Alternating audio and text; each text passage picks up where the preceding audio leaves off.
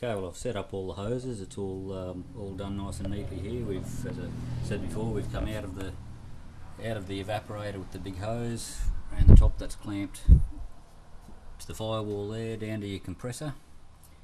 Comes out of the other side of the compressor, around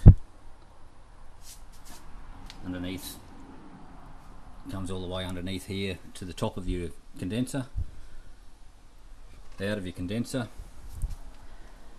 back up into your receiver dryer bottle, out of the receiver dryer bottle, back all the way around the back of the firewall and down to the bottom of your evaporator.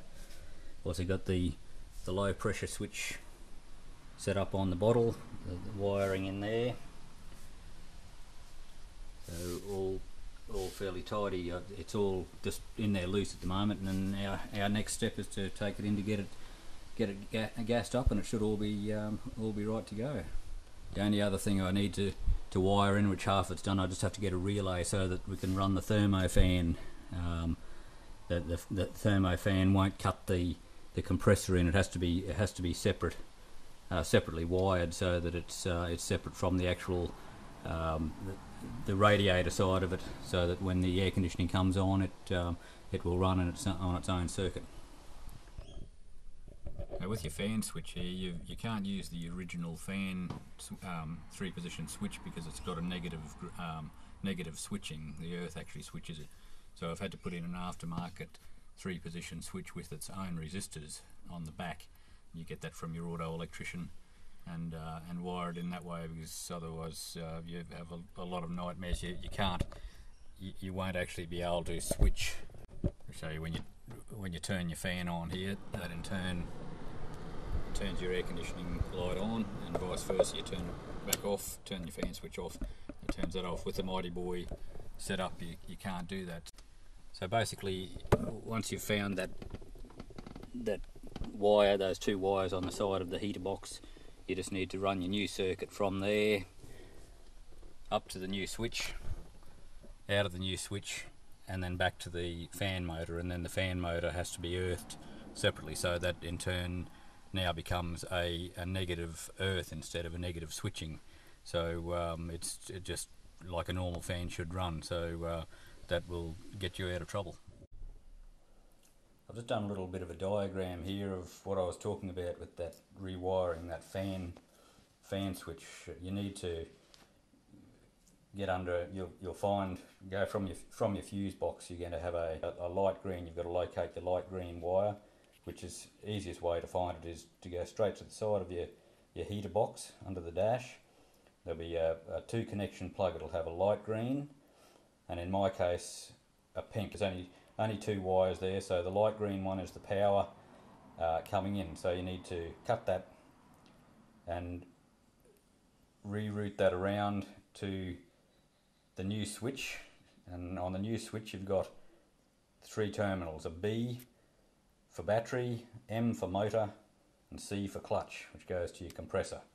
So that light green one needs to come around to the B on the new switch.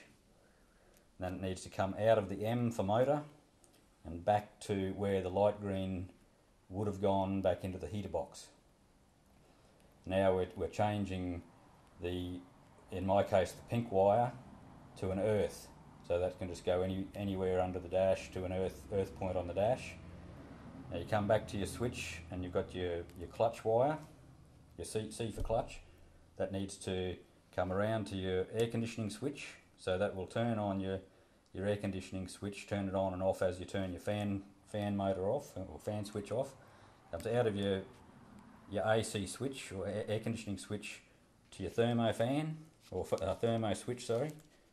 2 connections on your thermo switch, so into the thermo switch, out of the thermostat switch, to the receiver dryer, which is your low pressure switch on your receiver dryer, out of the low pressure switch to your compressor, and that's your complete circuit. Now we'll add, you don't have to cut any of these wires up here. The heater box had just the 2 connections, the male and female connections. All you need to do is get your crimp spade connectors, join onto your new wire, and put those into the old plugs, either male or female, and then this earth wire just just gets a little eye connector on the end of it and goes straight to an earth point underneath the dash. Makes the job a lot easier. And as I was saying, if you don't change this switch over, you're not going to be able to operate your AC switch with the fan switch. You're going to have that as a completely separate switch, which you're going to have to remember every time you turn your fan off. You're going to have to turn your air conditioning off at the same time. So I hope that's of some sort of assistance to you. Okay, well, she's all done, all gassed up and ready to go. I've replaced the two Mightyboy, the original Mightyboy vents down here, as anyone knows. With the Mightyboy, the original ones are crap and they break all the time, so they've just been replaced with an early model Gemini, and they fit in there quite nicely, just with a little bit of cutting in the back, just to get the swinging action. But basically they're a straight fit in there, so that's fixed that problem. Come over, I've put a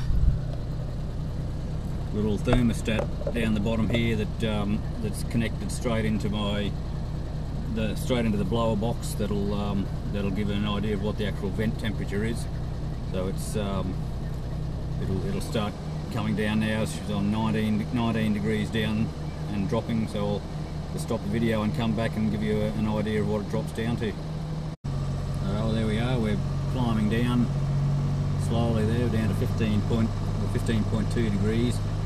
Takes a little while to get down there, but having said that, it's only a very small cabin, so it doesn't need to get down that low. A little bit of fiddling around with the thermostat, but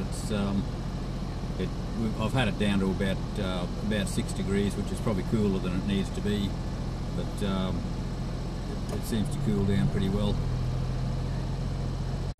Well, there you go. Don't be afraid to try it out. It's certainly a worthwhile project. There was a little bit of mucking around getting it all fitted up, but it certainly worked out nicely in the end. So give it a go, and I hope this video, or these 3 videos, have been helpful to you. Thank you.